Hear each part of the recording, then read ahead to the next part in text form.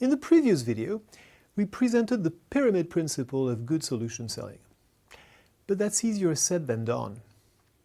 Here's 5 tips that can help you do it in real life.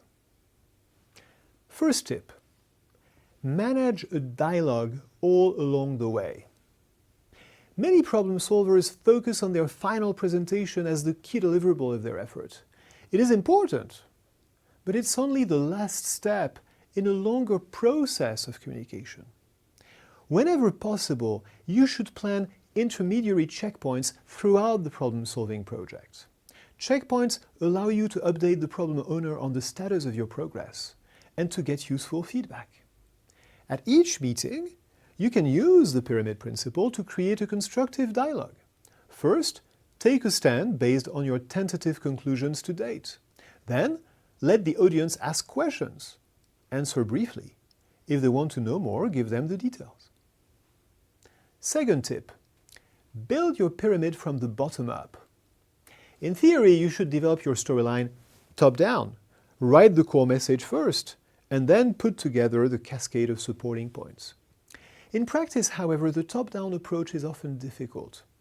Most problem-solving efforts yield disparate findings. A governing thought doesn't emerge naturally. In such situations, try building the pyramid bottom-up instead. Instead of trying to invent a core message from scratch, start with your elementary findings, write them on different pieces of paper, and try to group them in clusters until they cohere into consistent patterns. For each cluster, write a statement that summarizes the underlying message. The combination of these statements creates the key line from which you can infer your core message. Third tip, create an effective modular report. Chances are that you will use PowerPoint or something like it. Despite all the criticism, it remains the default approach to presenting business recommendations. A PowerPoint document typically serves 2 purposes.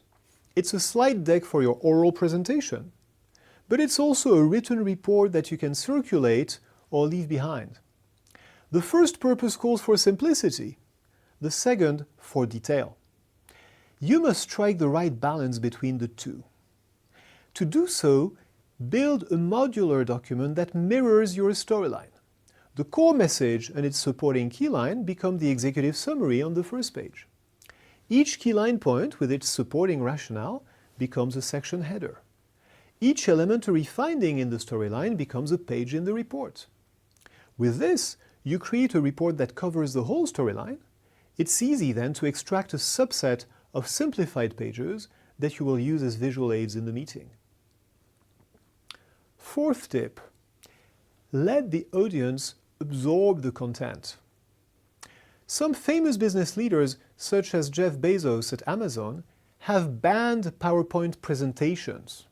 When executives have ideas to communicate, they write a 4 to 6 page memo, which they call a narrative. They take that memo to the meeting, where everyone takes 20 minutes to read it before starting the discussion. If you've written a good storyline, you'll have no difficulty producing such a narrative. The advantage of this approach is that you let the audience absorb the content without giving a formal presentation. Last but not least, what about storytelling? It's true that the best storytellers don't just present a recommendation dryly supported by well-structured arguments. They use anecdotes, they play with the audience's emotions, they are compelling presenters, and yes, of course, they tell great stories. But we shouldn't lose sight of the forest for the trees. Most business presentations don't fail because they lack these embellishments. They fail for much more basic reasons. Crafting the storyline is always the main challenge. Even the most compelling speaker, using the most inspiring communication techniques and the greatest stories, needs a clear message and a strong rationale. No matter how you deliver your recommendations, what you have to say comes first. That's why, when solving complex problems, selling the solution is not a distinct skill that you can separate from problem solving. It is part of the problem-solving approach, the fourth and final S in the 4S method.